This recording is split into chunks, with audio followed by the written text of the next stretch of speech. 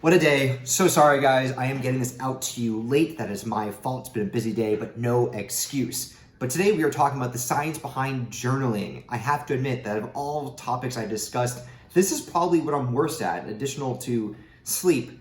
So what I wanted to set off and try to understand was, besides the idea of why successful people journal, which I know is true, what is the science behind the importance of it?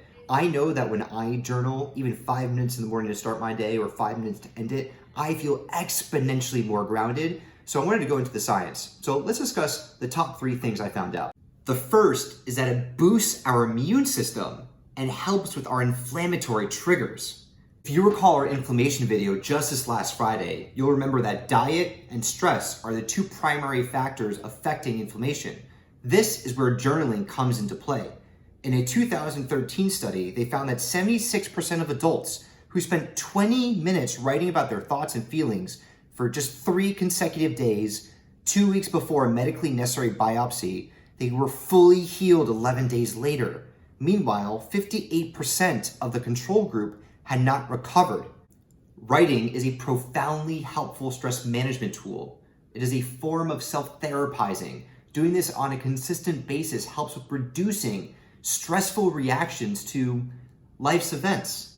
The second is that it builds clarity of thought. The act of writing triggers your left brain into action. This is your analytical and logical thinking brain. What happens when you write, though, is your right brain, which is in charge of the visualization of your feelings, intuition, and imagination, is unlocked. This leads to removal of mental blocks that may be plaguing you and helps with self-understanding that allows you to make better decisions for whatever comes next. Lastly, expressive writing allows you to let go, similar in a way to how speaking about your state to a mental health professional is helpful in that it is part of the act of external expression and understanding in turn what you may be going through. When you are writing, you're not just doing that for yourself, but there's a sense of permanence for putting your words onto paper and not having to live entrenched with those feelings and thoughts in your head always. It is also a fantastic way to track your progress in how you're feeling over time. James Penbaker, yes, that's really his last name, is our modern day pioneer in this space.